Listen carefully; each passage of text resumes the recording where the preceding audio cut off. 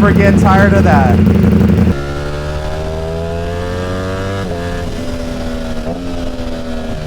Woo. All right, beautiful day today. Got the Panigale V4. So one of the first things I want to say is look, I'm not trying to say everybody should buy a liter bike. I'm not trying to say, you have an R7, it sucks, you should turn it in for an R1. I'm not trying to say, oh, you have a V-Strom, it's lame, you need to get a GSX R1000. That's not at all what I'm trying to say. You can have fun on almost any bike, and everybody is just different. Everybody's different. But what I am saying is, if you get nothing else out of this video today, just remember this. If you want a liter bike, man, don't let somebody talk you out of it. Most of the people who tell you not to get a liter bike don't have one and have never had one. So don't let somebody just talk you out of that experience, especially when they don't have any experience themselves. Of course, a liter bike isn't the most comfortable motorcycle, isn't the most practical motorcycle. Obviously it's not, but in reality, they're really not that bad. When you think about it, motorcycling in general is it's pretty inconvenient, just face value, no matter what kind of bike that you have.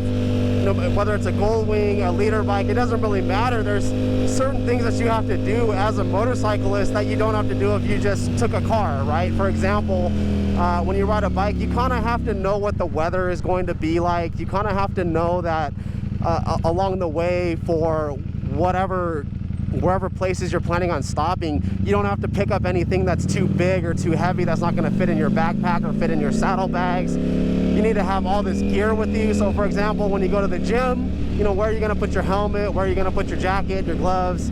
Do you want to put your sweaty head back in your helmet? There's all these things they're kind of inconvenient no matter what bike that you buy. So yes, a liter bike, it's not the most comfortable. There are naked bikes out there and stuff like that, but they're really not that bad. I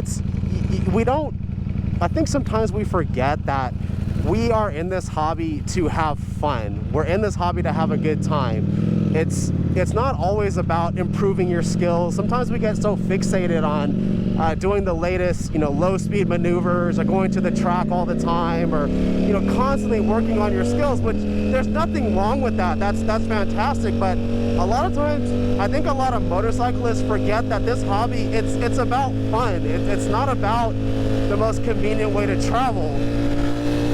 And sometimes it's fun to just throttle up just a little bit. So even something like that on a liter bike, you don't need to take it all the way to 16,000 RPM to have fun. If you just throttle up, just half throttle, just give it a little bit of gas, that in itself is quite fun. It's an experience. On a liter bike, you have to remember too that these are generally the top echelon for whatever brand it is. It's Kawasaki, Yamaha, Ducati, whatever it is. Usually their halo bikes are going to be liter bikes. So what does that mean? They tend to have better screens. They tend to have really good electronics. They tend to have nice materials as far as the cockpits go and stuff like that. So on this bike, a few things have been changed. So like this top triple clamp's been changed, so that's a little bit different. But even the stock one, it was quite nice. So just riding this bike around just at normal speed, it was just a nice place to be. All the buttons, all the materials were nice. Everything was well done.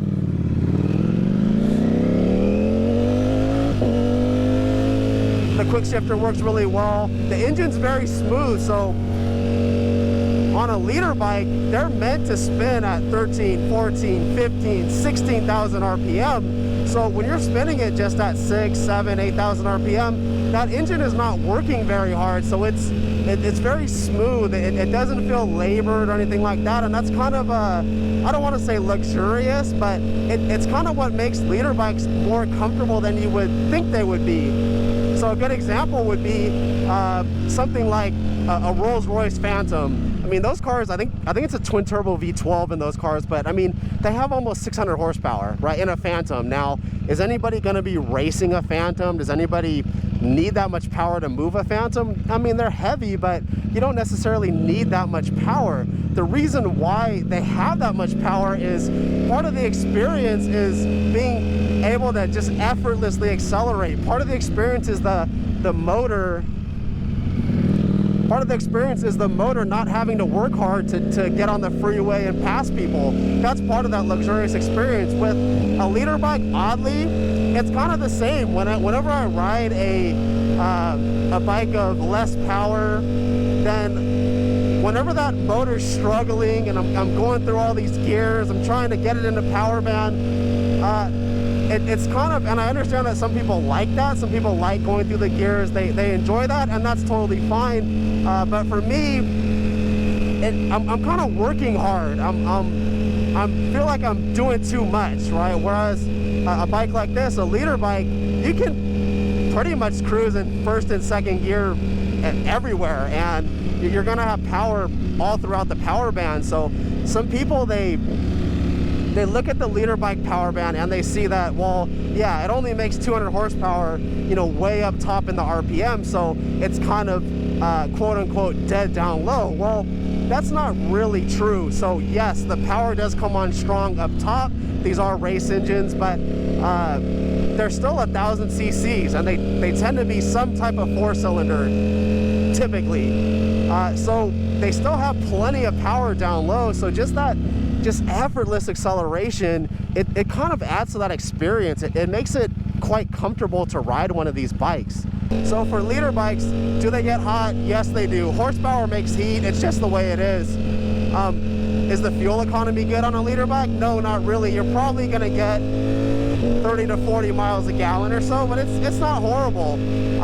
Is the maintenance expensive? Yeah, they're pretty expensive, but it's not way more than a normal motorcycle would be. So let's say like an oil change on an R7, it's not gonna be that much less than an R1, for example. So there's definitely downsides. The seating position is pretty aggressive. So I mean, there's that too, but people act like one of these bikes, if you ride it for more than 2 seconds, it's just gonna kill you, and it's just not true. Again, I use both my liter bikes to go to the office, to go do grocery runs, to go return things at Home Depot. I use it for all kinds of different things, and it's really not that bad. And I live in a pretty hot climate, so when people ask, you know, hey, how's the heat on the Panigale V4 and how's the heat on the RSV4, it's like, well, yeah, they're hot, but you know what else is hot? It's hot just on any motorcycle getting stuck at a red light, just baking in the sun with your leather jacket on. That's hot too. So it's kind of like, is it more uncomfortable than some of the other bikes that are out there? Yeah, of course it is, but it's not like it's only hot on a liter bike and it's not hot at all on any other type of bike. It just doesn't work like that.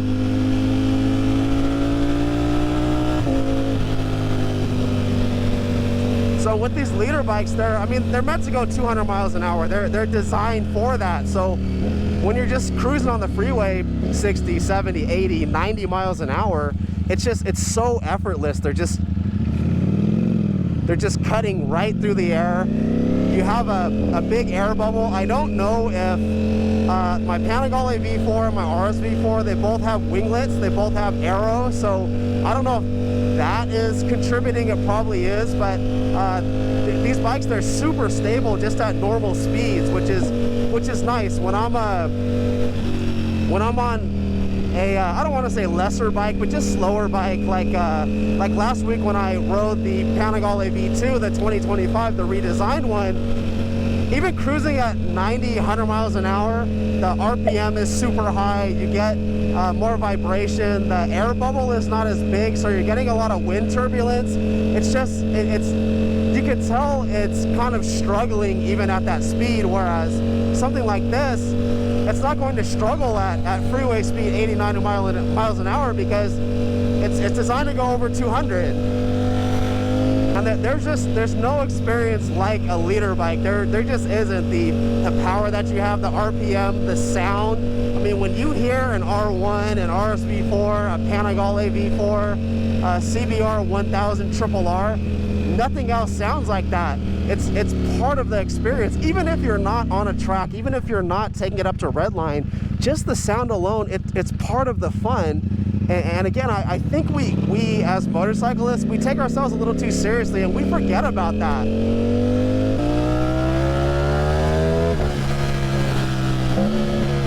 And within the motorcycle community, we have all these just, I don't want to say dumb sayings, but we have these kind of sayings, these mantras that don't really make sense. Like you'll hear and see people say things like, well, you know, why buy a leader bike when you can't even use it on the street? You can't extract all of its potential on the street. Well, yeah, that is true, but that doesn't mean don't buy it. I think we forget that even a Toyota Camry will go 140 miles an hour, and 99.9% of us wouldn't be able to extract all the performance of a Toyota Camry at Thunder Hill or Buttonwillow or Laguna Seca. 99.9% of us would not be able to extract all the performance out of even a Toyota Camry. So does that mean you don't buy that Porsche anymore? Does that mean you don't buy that Corvette that you wanted? I mean, it's just, we forget that you can buy things just because you want it. You don't have to justify it to anybody. You don't have to be able to use every ounce of performance that it has in order to pass the prerequisite to buy one. And motorcycles are the same. Even a Ninja 250, very, very, very few of us can extract all the performance out of even a Ninja 2. You know what? I'm gonna go straight. Very, very few of us are able to extract every bit of performance out of even a Ninja 250. It's very small number of us. So does that mean that you shouldn't buy the R7 now? Does that mean that you shouldn't buy a Ninja 400? I mean, it's just, you don't have to justify it to anybody. If you want a leader bike, just get it. Leader bike and you've been riding for a few years and you just want to see what it's like. You think you just like them. You like the way they look. You like the full fairings. You like the sound. You know, so what if maybe you could have spent more time on your low speed maneuvers on your MT-03 or whatever it was? So what if you could have, instead of buying that bike, you could spend more time at the track on your R7? I mean, if that's what you want to do, that's great. I'm not telling you not to do that. But if you don't want to do that, if you just want to experience a leader bike, you don't need to justify that.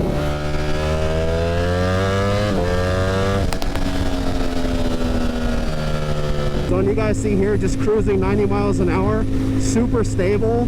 I'm not getting a lot of wind turbulence. I'm not even tucked at all. I'm almost sitting straight up and down, and that might have to do with my height also, but I mean, it's very, the seating position, it is committed, but I mean, just one hand the clip-ons here, and it's not that bad. It's a pleasurable experience. You feel good riding one of these things, and it's not about ego. I've had people say that as well. Oh, you only buy the leader bike to feed your ego and stuff like that, and it's just, I mean, in some cases, yeah, I can see that. In some cases, people make their motorcycle their whole identity. They make it their personality, and that's up to them or whatever, but I mean, to me, that's pretty lame. But And it's that time of the video where I tell you to hit the like, hit the subscribe. If you want to save some money, check out the affiliate links and coupon codes down below. For a lot of us, it's not about ego. I mean, especially a lot of us that are a little older now,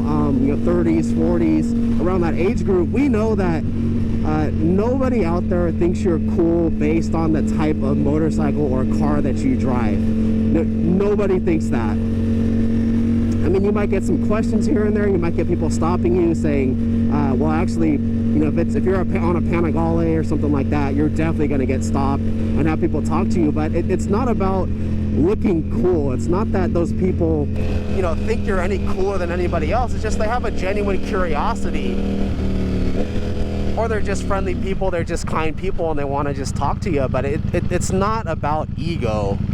And I think that some of that comes from people, they're just jealous. You know, they either can't afford or don't want to commit to buying a leader bike, so they have to put other people down that do have them, which is kind of sad.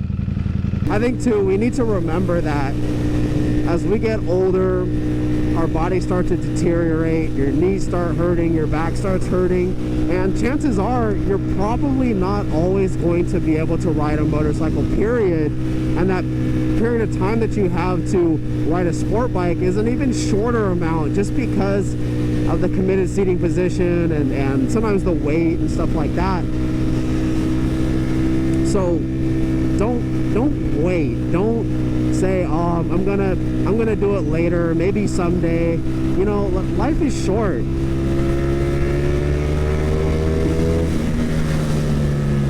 And don't get cheated out of that experience. So, and as you guys just saw there, just kind of leaning on the throttle, you get to pick up a ton of speed, and it's not about taking the bike all the way to redline everywhere you go. I hear a lot of discussion about, well, you know, liter bikes that go over 100 miles an hour in first gear, so where are you going to use that? And it's like, well, yeah, true. I mean, it is hard to completely wind out first gear, but you don't have to do that to have a ton of fun. It's just not required.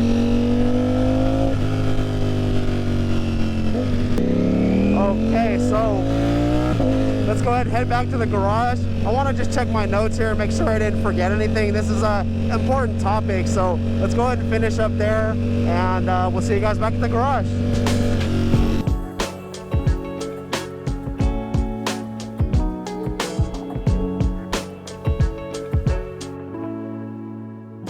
And we are back, everybody. So I want to put it like this. It's kind of like when you go to a new country. It's kind of uncomfortable. It can be a little bit dangerous. Maybe you don't speak the language. Maybe their customs and norms are just different than what you're used to.